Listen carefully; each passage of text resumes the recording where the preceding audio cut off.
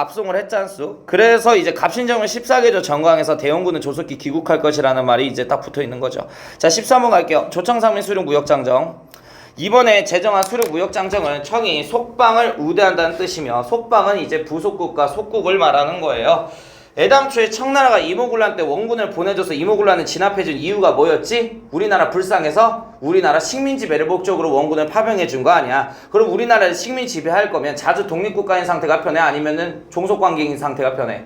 종속관계. 그래서 종속관계 재확인이라는 말이 있고, 그럼 이 사료 나오면 이모군란을 물어볼 수도 있고 이 밖에 또 다른 조약의 내용을 언급할 수도 있단 말이야. 자 조청상민 수륙 무역장정에서 이제 청나라 상인들은 어떤 지역에서 장사할 수 있게 돼?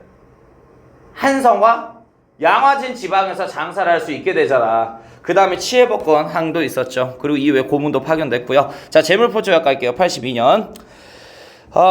자 일단 여기서 포인트는 제 5간입니다. 일본 공사관에 경비군대 주둔 나오면은 재물포 조약이라 그랬어. 단 배상금 지불과 일본 공사관 신축 비용만 언급되면 이거 무슨 조약이라 그랬어? 한성조약. 갑신정변 이후에 체결한 거죠. 그래서 이 경비군대 주둔 갖다 이거 갖다가 포인트를 잡으라고 얘기를 했었다. 넘어가자. 16번 갈게. 고종의 개와 유눔. 유눔이라고 하는 것은 임금님이 신하에게 전달하는 명령을 유눔이라고 얘기를 하는 거야. 알겠지? 자 갈게. 서양의 종교는 사악함으로 멀리 해야겠지만 그들의 기계는 정교하니 그것으로 이용우생 가능하다면 농기구나 의약품, 무기, 운송수단을 만드는데 무엇을 꺼려서 하지 않겠는가. 나는 지금 상황에서 저들의 기계를 본받지 않고 어떻게 저들의 침략을 막고 저들이 넘보는 것을 막을 수 있겠는가. 고종은 항구를 열고 서양의 군사기술을 받아오고 싶은 거예요. 알겠지? 고종은 개화 성향 갖고 있다. 17번 갈게. 영남만에서. 이거 계속 얘기한 건데, 미국은 우리가 모르는 나라인데 이 모르는 나라하고 조약을 함부로 체결하면 그 나라가 장차 우리나라를 업신여겨 무리한 요구를 하면 어떻게 응대하시겠습니까? 미국과의 통상조약을 반대하는 거죠. 그래서 고종은 보면 개화 성향 갖고 있고 이 양반은 뭐야? 위정척사 성향 갖고 있는 거죠. 이렇게 해서 이 개화 성향과 위정척사 세력이 대립하는 가운데 이모군란도 터지고 그런 거야. 자 18번 갈게. 온건개합파 급진개합파 해주자. 김윤식이네요. 온건개합파 대표인물 3명 말해봐.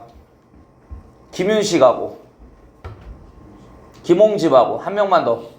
어윤종. 어이구 그래 맞아. 자 볼게요. 각국의 조선이 청과 조공 채봉관계임을 내세우면 청도 우리를 책임지지 않을 수가 없대. 왜? 우리가 청의 자식 관계야. 근데 자식이 위험해. 그럼 청이 우리를 도와준다라는 소리죠. 아비된 도리로서. 각국 또한 우리를 가볍게 보지 않을 것이고 내치는 자주에 속한다라는 내용까지 넣게 되면 만국공법 체제 속에서 구미 제국과의 조약 체결에 방해되지 않을 뿐만 아니라 국권도 상실할 염려도 없어지게 된다. 그러니까 온건개합파는 정치 성향상 친청이야 친일이야? 친청 성향을 갖고 있었다라고 얘기했잖아. 그래서 얘네들은 청나라의 양무운동을 모델로 우리나라를 개화하고자 하죠. 자 그리고 아래 거 볼게. 급진개합파. 이 급진개합파가 나는 오히려 이 사람들이 더 개몽됐다고 생각해. 이모군란 이후에 내정고문, 외교고문, 군사고문을 파견해서 우리나라의 내정, 외교, 군사를 장악한 게 청나라 황제잖아. 청의 식민지배 위협의 그림자가 드리우게 됐을 때 일본의 도움을 받아서 그 식민지배 위협으로부터 벗어나자. 이게 급진개합파의 주장이죠. 친일이죠. 오래전부터 청국이 조선을 속국으로 생각해 온 것은 참으로 부끄러운 일이다. 여기서 딱 보면은 청나라 싫어한다는 거 알 수 있지. 독립을 바라면 정치나 외교를 스스로 노력해 강해져야 한다. 자 급진개합파의 주장이에요. 자 그러면 얘네들은 어떤 나라의 어떤 개혁운동을 롤모델로 잡아? 일본의 메이지 유신. 이 메이지 유신의 개화 이론이 뭐였지? 급진개합파의 개화 이론하고 똑같은 문명 개화론입니다. 후쿠자와 유키치라고 하는 개화 지식인이 만들었는데요. 모든 걸 다 서구화하자라는 그런 개화 이론이었어요. 19번 갈게요. 텐진조약 85년. 그 친구들 그 텐진조약 왜 체결하지? 체결 목적이 뭐야? 청일전쟁 방비. 이문년 이후로 자꾸 한성에서 청나라하고 일본 군대가 딱 부닥치는 상황이 벌어져. 근데 양국이 아직 전쟁 준비가 안 됐다니까. 그래서 청나라 대표 이용장과 일본 대표인 이토 히로부미가 텐진에서 만나서 조약을 체결한 거죠. 한번 읽어볼게요. 청은 조선에 주둔한 군대를 철수하고 일본은 조선에서 공사관을 호위하던 군대를 철수한다. 양국의 군부대가 철수하네요. 그죠? 그래서 갑신정변 이후에는 양국의 군부대를 우리나라에서 볼 수 없습니다. 자 3번 볼게요. 3관. 청일 두 나라 또는 한 나라가 파병하려고 할 때는 우선 상대국에 공문을 보내 통지해야 된다. 그래서 동학농민운동 때 그 농민군 진압 목적으로 청나라가 일본한테 통지를 한 거죠. 일본 애들은 인천에 그래서 상륙을 한 거고. 자, 20번 가겠습니다. 급진계합파가 우정국 개국 축하위원회에서 정변을 일으킨 까닭은 자, 청나라, 일본, 미국, 영국의 외교관들이 참여를 했었네요. 이 우정국 개국 축하위원회. 그래서 그들의 지지를 받는 것이 중요하다고 생각을 했고, 그때 마침 또 민씨 일가들과 원공계합파 일파들도 다 모이게 됐지. 그래서 우정국 개국 축하위원회를 기점으로 해서 이날 정변을 일으킨 거고. 그래서 얘들아, 우정국이 몇 년에 수립되지? 우체국? 84년. 언제 문 닫아? 그래. 4시간. 애 수명 4시간이잖아. 당일날 바로 문 닫죠. 밤 10시에. 그래서 불타서 없어졌죠. 자, 21번 가겠습니다. 급진계합파가 만들려고 했던 세상. 서재필의 갑신정을 회고. 김옥규는 청의 종주권 아래 놓여져 있었던 굴욕감을 이겨내지 못해 어떻게 하면 이와 같은 치욕에서 벗어나 조선이 세계 각국의 가운데에서 평등하고 자유로운 일원이 될 것인가 노심초사했다. 그럼 뭐야? 결국에는 서재필과 김옥규 급진계합파가 갑신정을 일으킨 이유가 뭐라고? 청으로부터 벗어나서 우리나라를 자주독립국가로 만들기 위한 목적에서 정변을 일으켰다라는 거야. 자, 윤채호의 아버지 윤웅열 씨입니다. 자, 이 윤웅열은 발음하기 졸라 힘드네. 갑신정을 이렇게 평가했어요. 임금과 부모의 뜻을 거스르고서 그 자리와 세력을 지킬 수가 있겠는가? 여기서 임금과 부모의 뜻은 청황제의 뜻을 말하는 거지. 이것이 실패할 5째 이유이다. 그러니까 청으로부터 독립한다는 발상 자체가 잘못된 발상이라는 거예요. 그러니까 이 사람은 갑신정변을 비관하는 거죠. 안 좋게 평가하는 거지. 넘어갑시다. 22번의 별표. 이거 무조건 나와. 이건 거의 다 외워야 돼. 여기 핵심 내용들. 자, 볼게. 대원군을 며칠 안에 모셔올 것. 언제 납치됐다고? 그래. 그래서 아까 그 대원군 납치에 관련된 사료하고 이거하고 엮어서 문제되면 딱 좋죠. 문벌을 폐지한대요. 문벌이 뭐죠? 문벌이 뭐죠? 가문문 귀족벌. 한 가문 안에서 뭐가 계속 세습돼? 관직이 계속 세습돼. 그러니까 이거는 잘못된 거 아니야. 그래서 인맥 중심, 즉 문벌 제도를 폐지하고 능력 중심의 인재 채용 정책을 시행할 것. 자, 3번 지조법이 있네요. 지조법이 무슨 개혁이라 그랬지? 지조법? 얘들아, 그 토지 세금제도 개혁안이 최근에 요 전에 무슨 법으로 통과됐어? 인조 때 영정법. 그거 한지 거의 200년 가까이 됐는데 아직 바뀌지도 않고 있다라는 거요. 그래서 바꾸자라는 거야. 토지 세금제도 개혁안. 자, 그리고 이제 13번. 대신과 참차는 매일 한문 안에 의정소에다가 별표. 여기를 이제 의회 삼아서 입헌구주정 체제의 정부를 수립하겠다는 소리죠. 일단 갑신정변을 일으킨 건 친일 성향의 급진계합파 친구들이에요. 그래서 일본이 입헌구주정이었기 때문에 그대로 따라가려고 하는 거지. 자, 넘어갑시다. 22번은 무조건 익히고 가세요. 23번 갈게. 23번. 보훈관의 통과함. 지금 외왕 서양이라는 적이 나라 한복판에 들어와 어지럽힘이 극에 이르렀습니다. 진실로 오늘날의 도읍을 살펴보건대 오랑캐 소굴입니다. 가만히 생각하건대 임진왜란의 원수와 병인양요의 수치를 어찌 차마 말할 수가 있겠으며 어찌 차마 잊을 수가 있겠습니다. 이렇게 나와있네요. 이거 보훈집회요. 보훈집회. 그거 기억나세요? 교조신원운동? 자, 일단 첫 번째가 삼례집회였어. 거기에서 내세웠던 게 뭐였지? 억울하게 죽은 일대교주 최재의 신원을 복구해 주셔서 교조신원운동과 또 동시에 탄관놀이 쳐버렸다. 두 번째가 복합상소운동이었죠. 광화문에서 했었던. 자, 일단 복합상소운동의 구호는 척외양양이었죠.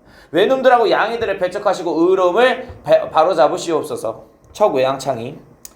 자, 그 다음에 이제 그 보훈집회는 구호 다 나와. 교조신호운동 척외양창이 탄관오리 처벌. 하지만 충청도 관찰사 하나 처벌하는 것으로 그냥 해산하는 것으로 마무리가 되게 됐다. 24번 별표. 이거 거의 무조건 나온다. 고부성을 격파하고 조병갑을 그러니까 딱 봐도 이거 고부밀란 사발통문이잖아. 그지? 친구들아, 이 조병갑이 요 새끼가 그 고부천, 태인천, 정읍천 한가운데 있다가 무슨 저수지 간다 그랬죠, 제가? 알아야 돼. 원저수지요, 그거. 정읍에 있는 거. 그래갖고 그거 만들어가지고 수세 매기잖아. 물에 또 세금 매긴다고 해서 고부 사람들이 만석보다 만석보. 알겠지? 만석보 저수지. 넘어갈게요. 동학농민운동은 이렇게 사료로 순서 배열 문제가 나올 가능성이 커요. 25번 갈게. 농민군의 4대 강령. 일본 오랑캐를 쫓아버리고 나라의 정체를 깨끗이 하라. 군대를 몰고 서울에 쳐들어가 권세가 귀족을 모두 없애라. 여기서 이야기하는 권세가는 영민씨 가문을 말하는 거야. 민자영을 중심으로 한. 자, 4대 강령이죠. 그러면 몇 차 동학농민운동? 1차 동학농민운동에 해당하는 사료죠. 1차 동학농민운동의 배경이 뭐였지? 안핵사 이용태의 횡포. 그래서 어디서 봉기해? 무장과 백산. 그래서 무장 백산봉기라 그랬지. 그때 4,000명이나 되는 농민군이 모이게 되자 4대 강령을 선언하게 된 거죠. 농민군의 목적과 최소한의 규율이 언급되어 있는 강령서였습니다. 26번 갈게요. 요거 별표 이거 굉장히 많이 나와. 자격증 시험에서. 끊어야 돼 이거. 자, 첫 번째 갈게요. 1894년 3월 고부에서 무슨 사연으로 민중을 크게 모았는가. 이 3월은 양력 기준입니다. 그때 고부군수 조병갑의 수탈이 심하여 의거했다. 여기까지 딱 끊어. 여기가 고부밀란에 해당하죠. 자, 그리고 또 다시 질문 던지네. 흩어져 돌아간 이후에는 무슨 일로 군대를 모아 봉기하였는가. 안핵사 이용태의 봉기 안핵사 이용태가 봉기 참가자들을 동학교도로 몰아 사륙했기 때문이다. 자, 여기까지 해서 끊어서 1차 동학농민운동. 자, 그리고 또 질문하네. 전조화약 이후에 다시 군대를 일으킨 이유는 무엇인가. 일본이 개화를 구실로 삼아 군대를 동원하여 경복궁을 공격해 임금을 놀라게 하였기에 충분 애국의 마음으로 의병을 일으켜 일본과 싸워 그 책임을 묻고자 합니다. 자, 여기까지 해서 2차 동학농민운동이에요. 이렇게 해서 끊어서 나와요. 그래서 각각 사건이 어떤 사건인지 바로바로 연결돼야 돼요. 27번 갈게. 동학농민군의 패전개혁안입니다. 전운소를 혁파할 것. 선생님, 요거 전운소가 뭔데요? 자, 이 전운소는 뭐냐면 얘들아, 고려하고 조선시대 때 조세를 뭐로 운반하지? 알려줬지롱. 트럭으로 운반해? 기차로? 뭐로 운반해? 생각을 해봐요. 뭐로 운반하겠어? 쌀가마니를, 그 무거운 거. 손으로? 한양까지? 에반데? 배지. 고려 조선시대는 열차가 없어요.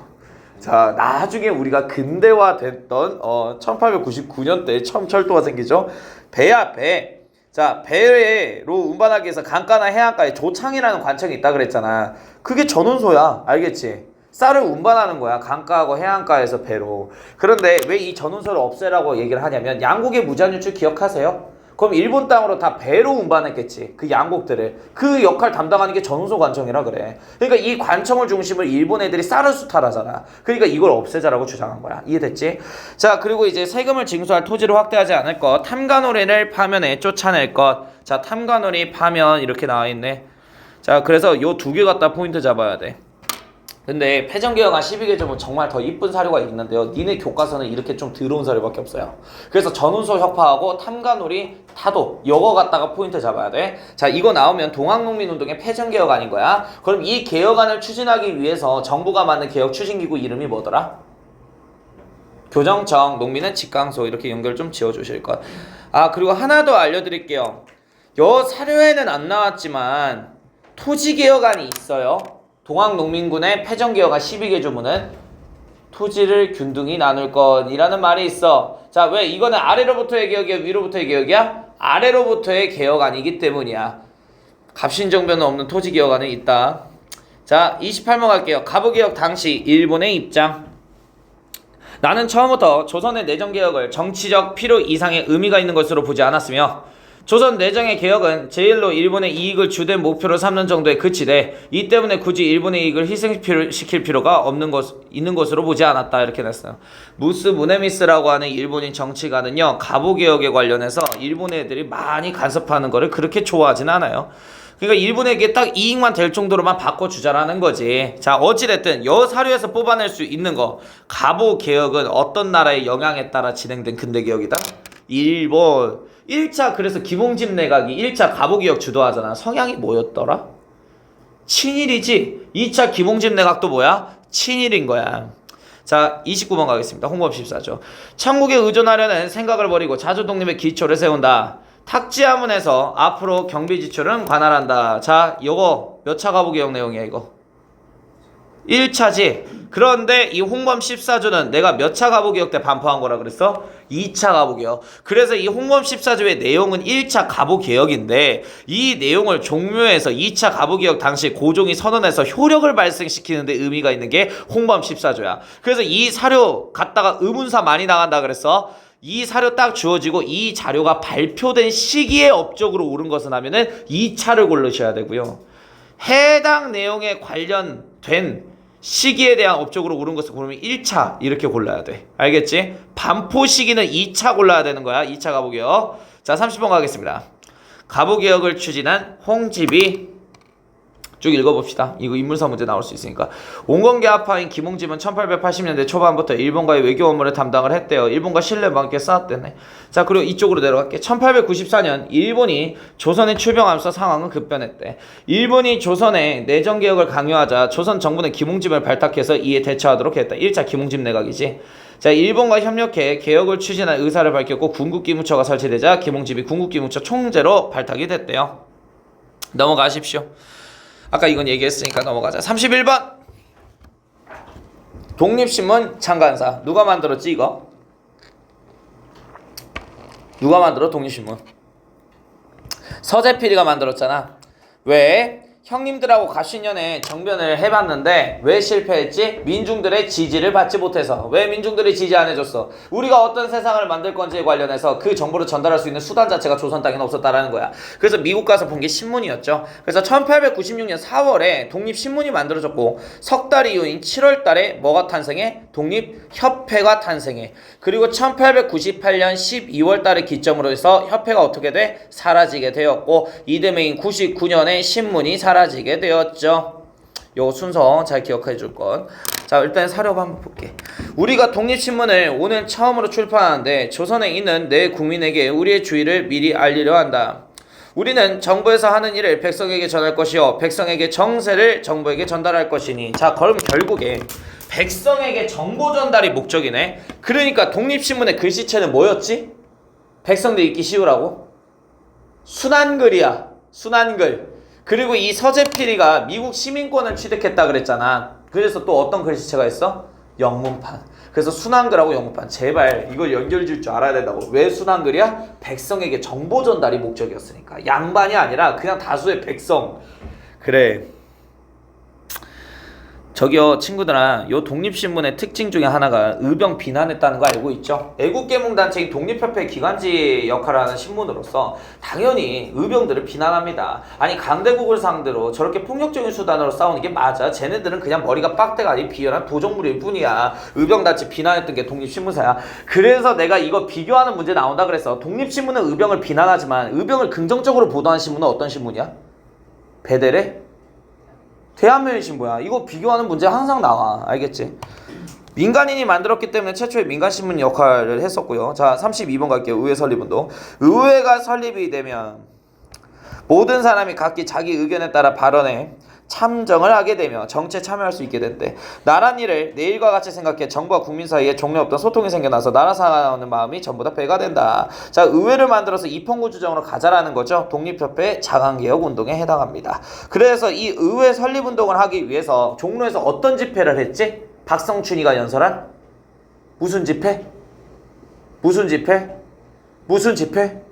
무슨 집회? 무슨 집회? 뭔 집회? 뭔 집회?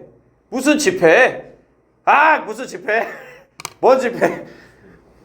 집회 두 개밖에 없잖아. 만민공동회하고 관민공동회야. 둘 중 뭐야? 관민공동회라고. 박성춘이가 연설한 건 관민공동회라고. 관민공동회는 역사적으로 딱 몇 번? 한 번 입헌군 주정 옹호하기 위해서. 거기에서 관민공동회에서 채택받은 문서가 뭐야? 헌의육조. 그래, 헌의육조. 큰일 났습니다. 지금 한 명 빼고 지금 공부 안 되고 있는 것 같아요. 헌의육조, 헌의육조. 그래서 다음 게 뭐야? 헌의육조 사료야. 자, 그래요. 자, 다시 얘기할게요. 관민공동회에서 우리가 입헌군 주정으로 가자라는 것을 호소한 거죠. 관민공동회 집회에서. 자, 일단 관민공동회 개혁안 헌의육조. 자, 관료와 민간인이 하나 된 집회였고요. 그때 양반들하고 민간인들한테 이 헌의육조를 서명을 받은 거죠. 그리고 이 서명받은 헌의육조를 황제한테 보여주면서 많은 사람들이 민권 중심의 입헌구조정으로 가기를 원합니다. 어필한 거야. 무조건 나와 별표. 진짜 조심해라. 이걸로 애들 많이 틀린다. 볼게. 외국인에게 의지하지 말고 관민. 자, 요게 포인트야. 별표. 관민. 관민이라고 하는 용어를 역사상 처음 쓴 건 독립협회가 최초예요. 그리고 너네 시험 범위상 관민 용어 나오면 무조건 독립협회야. 알겠지? 관민이 협력해 황권을 공고히 한대. 자, 그러면 황제권을 낮춘다? 안 낮춘다. 그럼 얘네들이 만들고자 하는 건 영국식 입헌구조정이야? 일본식 입헌구조정이야? 일본식 입헌구조정이야. 왜? 애당초에 친일파 서재필이가 초대 회장인기 때문이야. 독립협회. 자, 그리고 아래 거 2번. 중초원에다가 별표. 독립협회는 의회 정부를 만들 때 중초원을 의회로 만들 것을 생각하고 있었던 거죠. 자, 그리고 이제 3번. 요것 때문에 많이 낚이는데 제발 요걸로 낚이지 마. 국가재정은 탁지부에서 관장한대. 얘들아, 아무리 탁지부로 개편된 게 몇 차 가부개혁이야?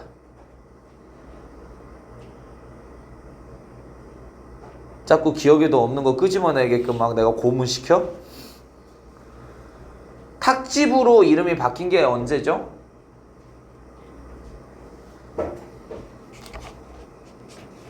정말 귀여워. 2차 가부개혁 때야. 그래서 애들이 이거 딱 보고 몇 차 가부개혁 사료라고 해석해? 2차라고 해석해. 아니야. 2차 때 탁지부의 재정이 일어나 한 것을 다시 재언급한 거예요. 그래서 이거 3번은 그냥 보지 마요. 알겠지? 1번과 2번 포인트 갖다 잡고 이거 헌의육조라는 거 파악해야 되는 거야. 중초원하고 관민이라고 하는 이 포인트 갖다가. 됐습니다. 34번 갈게요. 독립협회 토론의 주제. 조선에서 무엇보다 서둘러야 할 일은 교육입니다. 우리나라 땅을 다른 나라에게 빌려주는 건 옳지 못합니다. 자, 요거 지금 이거 뭐 말하는 거야? 우리나라 땅을 다른 나라에 빌려주는 건 옳지 못한 행동이래. 독립협회가. 이거 지금 뭐 말하는 거니? 러시아가 땅 빌려달라 그랬었는데? 그래, 저령도 조차 요구권 저지한 게 독립협회 업적이라 그랬잖아. 그거 말하는 거야. 나라를 강하게 만들려면 광산을 확장해야 되고 중추원, 여기 또 포인트죠. 중추원 나오면 무조건 독립협회죠. 잠깐만요. 유성고는 일단은부터 내 생각해보니까 잠깐만. 고려시대 중추원은 뭐였지? 고려시대 중추원이라는 관청이 있었잖아. 그거 뭐하는 기구야? 왕명출납하는 비서실이지. 왕명출납. 근데 지금 말하는 독립협회 중추원은 뭐야? 의회야. 구분 잘해. 그 일제강점기 들어가면 또 중추원이 또 나옵니다. 친일 자문기구 뭐 이렇게. 아니 근데 아무튼 요 두 개를 구분해. 자, 독립협회의 중추원은 의회를 말하는 거고요. 고려의 중추원은 왕명출납 담당하는 비서실을 말하는 거야. 자, 아무튼 백성들의 견문을 넓히려면 신문을 발간하는 일이 중요합니다. 여기서 뽑아낼 수 있는 거. 애국계몽단체라는 거, 독립협회는. 그래서 사회진화론을 인정해서 우리 민족의 실력을 양성하고자 하는 거죠. 그죠? 산업 양성과 교육에 힘쓰려고 하고 있는 거잖아. 그지? 그리고 우리나라의 주권을 자주적인 힘으로 지켜내려고 그랬었죠. 자, 주변국에 대한 인식. 슬프다. 대한 사람들은 남에게 의지하고 도움받으려는 마음을 끊고 천국에 의지하지 말라. 종이나 잔심부름꾼에 지나지 못하리로다. 일본에도 의지하지 말라. 결국에는 내장을 이루리로다. 러시아에 의존하지 말라. 끝까지 가서는 몸뚱이까지 삼킴을 받으리라. 이렇게 나와있네. 그러니까 이건 지금 현재 보면은 강대국한테 의지해서 우리나라 주권을 지키자라고 하는 그런 거예요. 예. 독립협회 측의 입장은 이거야. 자, 의병에 대한 인식은 조선 백성은 언제든지 원통한 일을 당해 마음에 둔 미흡한 일이 있으면 기껏 한다는 것이 반란을 일으킨다든지 다른 무례배 등의 일을 행하며 의병의 행사를 한다. 본래 일어난 까닭은 권력자들의 불법한 일을 분이 여겨 일어나서 고을 안에 불법한 일이 다시 생기지 않도록 하자는 주의인데 불법한 일을 저희들이 행하니 그건 곧 비도이다. 비도 그러니까 뭐야? 독립신문이야. 알겠지? 자, 일단 독립협회는 애국계몽 단체로서 의병 활동을 많이 비난을 한다 그랬었어. 그 독립신문에서. 그래서 비열한 도적대라고 표현을 했죠. 이거는 의병 얘기하는 겁니다. 의병을 비꼬는 거야. 자, 35번 갈게. 대한국제. 이것도 별표. 이거 무조건 나와. 연도 문제 나올 수 있어요. 연도 외워야 돼요. 자, 대한국은 만국이 공인한 자주 독립 제국이다. 대한국의 정치는 만세불변의 전제 정치이다. 전제군주정이라는 거죠. 대한국 황제는 무한한 군주권을 누리고 법률 제정할 수 있는 입법권 갖고 있고요. 그 다음에 외교권 갖고 있습니다. 보면은 자, 대한제국의 황제는 행정, 입법, 외교, 그 다음에 군대 통솔권을 전부 다 장악한다. 황제권 강화하면서 대한제국 헌법, 대한국 국제입니다. 그러면 친구들아, 이거 어떤 개혁 때 반포됐던 문서지? 광무개혁이지. 그럼 광무개혁의 또 다른 업적을 골라라. 이렇게 나올 수 있단 말이야. 어차피 시간 좀 여유가 있으니까 물어봐야지. 광무개혁 때 연호가 뭐야? 광무야. 헌법은 이거 대한국 국제였고요. 그 다음에 또 하나 더. 광무개혁 때 왕실 경비를 담당하는 관청이 만들어져. 그 관청 이름이 뭐더라? 내장원이고요. 2차 가부개혁 때 의정부의 이름이 뭐로 바뀌죠? 일본식으로? 내각을 어떻게 해? 광무개혁 때 폐지하고 원래 관청 이름이 뭐로 다시 들어와? 의정부. 그 다음에 23부로 쪼개놨던 지역행정구역을 몇 도로 통합? 그래, 13도. 경무청이 경의원으로 개편됐고 제국인문사든 정보기구가 만들어졌지. 경제, 식산, 흥업. 이때 경인선철도 만들어진 거 맞아요? 같은 해. 맞죠? 대한국 국제가 99년에 나왔지. 경인선철도도 뭐야? 99년. 그럼 이때 또 전철 만들어진 거 맞나? 맞지. 다 99년이라 그랬지. 기차 관련된 거는 최초는. 그래요. 자, 그리고 근대적 토지문서 뭐가 나와요? 지계를 발행한 관청 이름은? 지계하문. 몇 년에 설치됐는지 기억하세요? 1901년. 그리고 언제 발행이 중단돼? 내가 이거 시험 포인트라 그랬는데 1904년. 왜? 그때 무슨 전쟁? 러일 전쟁. 청일 전쟁이 끝났어 지금. 러일 전쟁. 그래.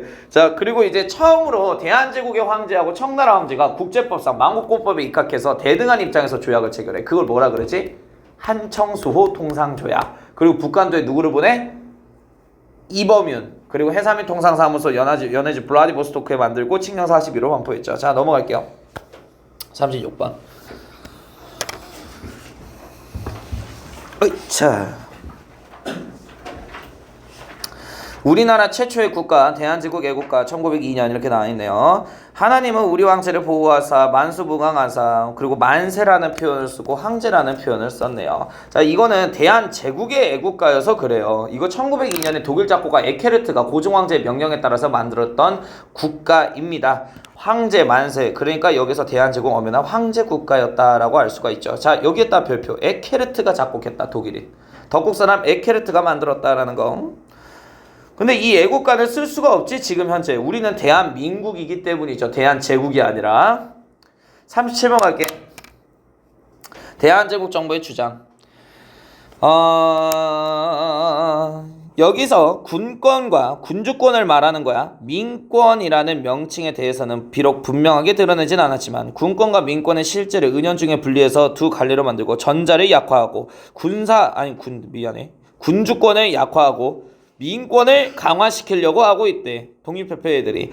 관리들 가운데에서 민에 나가서 조정을 욕되게 한 자들과 백성들의 마음을 선동한 자들을 다 모두 처벌하소서. 자, 이거 같은 경우에는 뭐냐면 독립협회 중추원관제 내용에 따르자면 민선의원 25석이 어떤 조직의 선거에 따라서 만들어진다? 독립협회가 선거를 통해서 민선의원 25명을 선출한다 그랬지. 그럼 이렇게 되면 중천 의원 다수는 다 독립협회 사람들이 되게 돼. 거기에 소속되어 있지 않은 공무원들은 다 정계에서 아웃되는 거라 그랬었지. 그래서 독립협회 반대 정치인들이 독립협회 회원들은 군권을 옹호히 하는 게 아니라 오히려 군권을 약화시키고 민권을 신장시키는 것을 꿈꾼다라고 얘기하면서 폭도로 몰아가고 있는 거예요. 그래서 독립협회 입헌군주정 반대 운동인 거지. 자, 그리고 독립협회의 주장. 말하는 사람들은 백성의 권한이 커지면, 즉 민권이 신장하면 임금의 권한이 적어진다. 즉 군권이 약화된다라고 하는데 이보다 더 무식한 말이 어디 있겠습니까? 독립협회는 그거 아니라는 거지. 자기들이 만들고자 하는 거는 황제권을 공고히 하는 일본식 입헌군주정이라는 거야. 자, 아무튼 요렇게 마찰이 있었어요. 독립협회가 입헌군주정 수립운동 했을 때. 38번 가겠습니다. 와우, 가스로 테프트미락이다. 가스로 테프트미락. 일본의 외무장관이에요. 가스라는. 그리고 테프트는 윌리엄 테프트라고 미국 육군 중장이었습니다. 몰래 만나서 약속 체결한 거죠. 한번 볼게요. 일본이 다시 또 다른 나라와 전쟁을 일으키게 할 가능성을 방지한다는 입장에서 확실한 조치를 취해야 된다. 이렇게 나와있네. 이거는 간단하게 거중조정 위반 옆에다가 쓰세요. 거중조정 위반. 그 조미소 통상조약 때 체결된 거중조정 위반했고 미국이 한반도의 지배권을 인정한 문서야. 한반도의 지배권 인정. 지배권 인정. 자, 그리고 이제 일본한테 인정하는 거지, 미국이. 자, 2차 영일동맹 얘기할게. 제3조 일본국은 한국에서 정치상, 군사상 및 경제상의 탁월한 이익을 가진다라는 것을 인정을 한 거죠, 영국 정부가. 오케이. 자, 포츠머스 조약입니다. 이거 어떤 전쟁의 결과물이야? 러일 전쟁. 근데 이 포츠머스 조약은 승전국과 패전국이 명시가 되어 있나?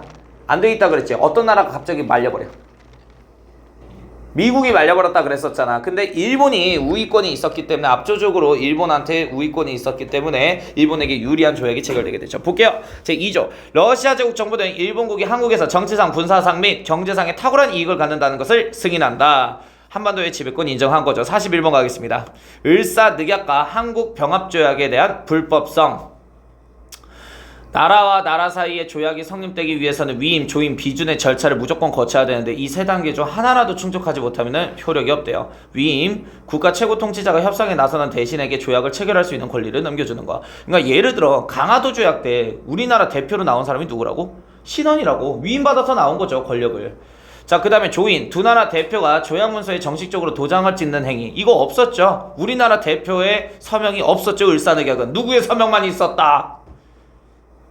외교 대신 박재순의 서명만 있었다. 비준, 국가 최고 통치자가 조약 문서를 공식적으로 승인하는 절차 역시 없었습니다. 그리고 한일 병합조약 역시 순종의 서명 없었습니다. 여기다 별표. 순종의 서명 없었어. 우리나라 주권 넘어갔을 때 순종 황제가 서명을 하지는 않았습니다. 그러니까 불법이에요. 자, 42번 갈게. 독도와 간드로브는 국권피텔. 제1조 칙령 41호네. 얘들아, 이 칙령 41호는 무슨 개혁 때 반포한 문서야?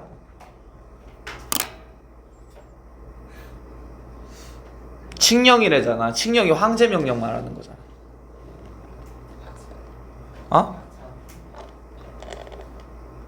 광무개혁 때 울릉도를 울도로 개칭해 강원도에 부속하도록 하고 울릉전도와 죽도, 석도를 관할하게 할 것. 여기 죽도, 석도가 어딘데요?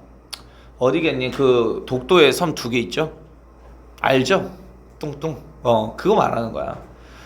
그래, 아무튼간에 독도가 대한제국의 영토임을 천명한 거지, 1900년에. 자, 시마네현 제40보고시 보겠습니다. 자, 일본 놈들이요, 그 러일 전쟁 때 필요하다고 한일의 정서에 의해서 독도를 대여해 갔잖아요. 사람이 안 사는 무인도래요, 주인 없는 섬. 그래서 시마네현의 일부 도서지역 강제 편입시킨 걸 말해. 이 섬을 다케시마라고 칭한다. 다케가 무슨 뜻이라 그랬어?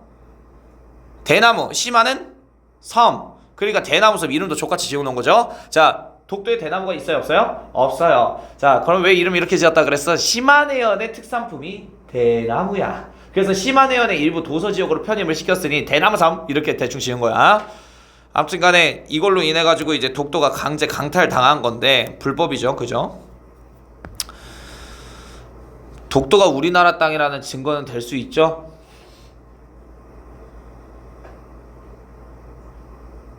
못 되면 안 돼? 2개 이상은 될 줄 알아야지. 별표 칠하는 데만 쳐. 이것만 외워, 급하면. 삼국사기 지정환복이 13년 기록. 요때 어떤 장수가 우삼국 정벌 했다? 그래, 사람이면 알아지 이거는.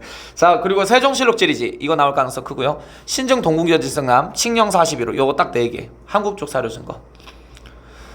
그 신증 동국여지승남 울릉도하고 독도의 위치가 바뀌어져 그려져 있는데 어쨌든 그려놨다라는 거야. 그러니까 조선 사람들이 독도가 우리나라 땅이라고 하는 것을 알고 있었다라는 거죠. 자, 일본 사료 증거. 자, 여기다 별표 치는 게 이제 태정관 지령하고 안용복 씨만 조금 별표를 치세요. 안용복이 뭐 하는 사람인지 알죠? 조선 후기 숙종 때 조선의 노비였잖아. 그런데 이제 가가지고 공무원 사칭하잖아요. 일본 가가지고 나 공무원인데 왜 독도에서 어업질하고 지랄임 이러니까 이제 그 공무원이 요 거기 일본 영해 아니었습니까? 해서 이제 딱 받아온 게 도토리보 문서였죠. 조선의 영해라는 걸 이제 일본 정부가 승인한 문서입니다. 자, 됐어요. 43번 갈게요. 을사늑약이 낳은 간두협약. 이거 굉장히 중요해. 일단 백두산 정계비부터 얘기할게. 동쪽은 토문강, 서쪽은 압록강을 국경으로 삼는다고 새겨져 있다라고 나와 있어요. 자, 일단 이 백두산 정계비는 1712년에 청나라의 강희제하고 조선 후기의 왕 숙종이 국경을 명시한 건데 여기가 압록강이야. 여기가 조만강이야. 여기가 백두산 이렇게 토문강이 있단 말이야. 토문강. 자, 서위 압록, 압록강 서쪽이 여기 서간도는 청나라 땅. 동위 토문, 토문강 동쪽이 연해주도 청나라 땅. 여기 북간도는 조선 땅 이렇게 인정해 준 거죠. 이 뜻이다.